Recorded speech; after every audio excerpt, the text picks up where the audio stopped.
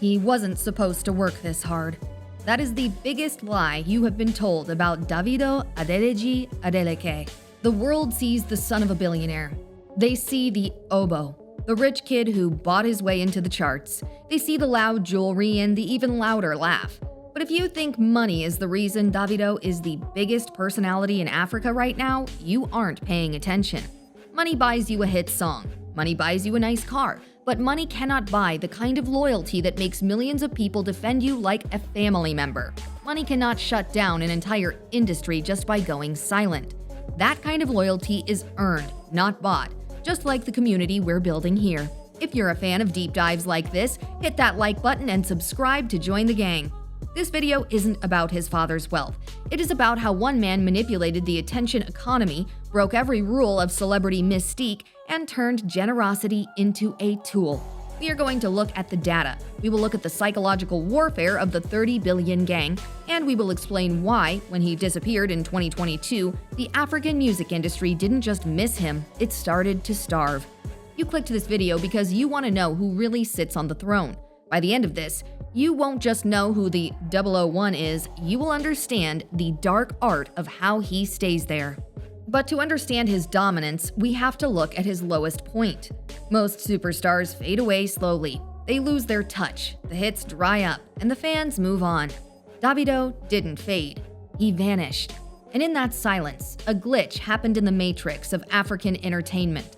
The blogs ran out of content. The timelines got boring. Even his haters, the ones who swore they couldn't stand him, were begging for him to come back. Why? Because Davido isn't just a singer, he is a stimulus package. Here is how he built a monopoly on your attention. Let's go back to November 2022. The tragedy is known. The loss of his son, Ifeanyi, was the kind of pain that ends careers. It breaks people. For 5 months, the man who was arguably the most accessible, always-on celebrity in Africa went completely dark. He deleted thousands of posts. He wiped the slate clean. Before this, Davido was the antithesis of exclusive. His brand was built on the propinquity effect, the psychological rule that familiarity breeds affection. He was everywhere, responding to trolls, posting his lunch, laughing on Instagram Live. Then, silence. This created a liquidity crisis in the entertainment news cycle. Blogs had nothing to talk about. Twitter, now X, lacked its main character. The sentiment shifted from Davido is too loud to it is too quiet out here. Davido himself said it best. Even the fans who hate me were like, please come back, we need to bash you. This was the moment the industry realized the uncomfortable truth. They needed him, not just for the music, but for the ecosystem. This period of withdrawal set the stage for one of the most sophisticated heel turns in music history. He went from the chaotic rich kid to the stoic godfather. He proved that while his peers might have the mystique, he had the utility. You cannot talk about Davido without talking about the great rivalry. The rivalry between Davido's 30 billion gang, 30BG, and Wizkid's Wizkid FC drives the entire digital economy of Nigerian music. But these aren't just fan clubs, they are opposing political parties. On one side you have Wizkid. He uses Angle D, the mystery box. He creates value by withholding. He is scarce. He tweets once a year. His fans view this silence as prestige. On the other side, you have Davido. He changed the meta of the industry by weaponizing accessibility.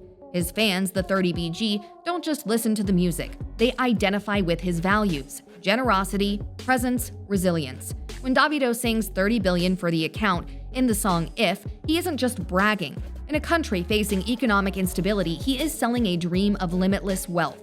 By calling themselves 30BG, a fan in a small apartment in Lagos or a student in London feels like a piece of that wealth. It is social identity theory in action. When Davido wins, they feel like they won. This is why they mobilize like a militia. Look at the Net Honors Awards. 30BG organized and secured 38.1% of the votes to win Most Popular Fandom, crushing the opposition. When Wizkid tweeted "Beg Me" in 2024, a perceived shot at Davido, the 30BG didn't just get angry. They launched a counter-narrative. They flooded the timeline with stories of Davido's philanthropy versus Wizkid's pride. They neutralized a direct attack by reframing it as a character flaw in the attacker. That is not a fan base. That is a decentralized marketing agency. And Davido doesn't pay them a salary. He pays them in access. This brings us to the secret sauce. Most superstars are terrified of the new generation. They gatekeep, they block, they fear being replaced. Davido does the exact opposite. He acts as an open source platform. His motto, "We rise by lifting others," is often framed as charity. It's not. It is a high-yield investment in cultural real estate. Here is the mechanism. Davido spots a trending talent. He offers a stimulus package, a verse, a video cameo, or a signing, often for free. He did it for Mayorkan. He found him on Twitter. Mayorkan's debut hit 1 million views in 10 days solely off Davido's push. He did it for Asake. When Asake was blowing up, Davido didn't compete. He featured him on the timeless album track No Competition, validating Asake's status and merging their fan bases. He did it recently for Boypee on the song Ogechi. The track was already bubbling. Davido jumped on the remix days before his wedding. The result? The artist got their first #1 record. Davido got a massive hit that felt young and fresh. By doing this, he creates a debt of gratitude in the artist, but more importantly, he assimilates their young fans into his ecosystem. He immunizes himself against the old guard label. You can't call him washed up when he is on the hottest song of 2024 with guys half his age. He isn't competing with the new wave. He is the door the new wave has to walk through. Let's look at the timeless comeback. The lead single, Unavailable, wasn't just a catchy song. It was a feat of mimetic engineering. Davido and his team knew the game had changed. It wasn't about radio anymore, it was about TikTok. They utilized the low-floor, high-ceiling principle. If a dance is too hard, regular people won't do it. If it's too simple, cool people won't do it. The Unavailable move, that simple dusting off the shoulder, was perfect. It was Zoom-friendly. You could do it sitting down, you could do it driving, you could do it in a club. It lowered the barrier to entry for user-generated content. Then, he pulled the lever. He physically linked up with Chris Brown for the challenge. Chris Brown is the final boss of dance in the Black community. By getting Chris Brown to do the Unavailable dance, Davido signaled to the entire American market, this is the cool thing to do. The lyrics doubled down on the narrative. I'm unavailable, dem no they see me. On the surface, it's about boundaries, but everyone knew what he really meant. He was talking about his hiatus. He was talking about his grief. Fans used the sound to signal their own glow-ups, turning the song into a utility for self-expression. He didn't just drop a song, he gave the internet tools to use. Now let's talk about the bag. We aren't talking about show money, we are talking about equity.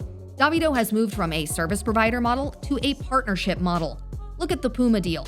This isn't just him wearing a shirt. It is estimated at $10 million to $12 million. He designs the collections. He has a sub-brand.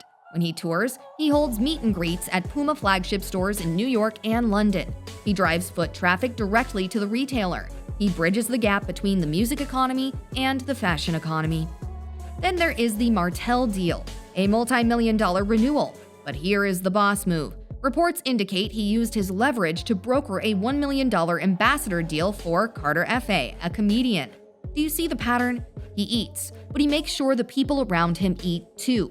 Carter F.A. is now a permanent evangelist for the Davido brand. That is loyalty you cannot buy with just cash. You buy it with opportunity. And the touring numbers, they validate everything. Critics said he was local. They said he couldn't sell tickets in America like Burna Boy. Then he went to Madison Square Garden, sold out, grossed approximately $1.3 million in one night. He went to the O2 Arena in London, sold out for the third time. He proved that the digital noise converts to physical dollars. The release of Timeless on March 31st, 2023 was the climax of this entire saga. The visuals changed. Gone were the bright colors and chaotic energy of a better time. The new era was monochromatic, stark, serious. It signaled to the market that the Playboy had become the statesman. The shock and awe campaign was unprecedented. The Beat 99.9 FM in Lagos didn't just play his song. They rebranded the entire station to Timeless 99.9 FM for 48 hours. That is a hostile takeover of the airwaves. And the numbers shattered the ceiling. Spotify Nigeria, 4.91 million streams in one day, breaking the previous record held by Burna Boy. Boomplay, 7.25 million streams, the highest ever on Africa's biggest local DSP. Apple Music charted in 102 countries. This wasn't just a successful album launch, it was a fan mobilization event. The 30BG treated streaming the album like voting in an election. They were voting for Davido's recovery. So why is he the biggest? Burna Boy might sell more stadium tickets globally, Wizkid might have more streams on Spotify historically, but Davido has the personality. He shifted the focus from individualism to ecosystem building.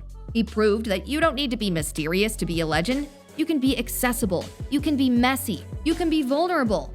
His success with Timeless taught the industry that authenticity trades at a higher value than manufactured mystique. He is the market maker. When he stops, the industry stops. When he moves, the industry moves. He is not just a participant in the Afrobeats wave. He is the infrastructure engineer.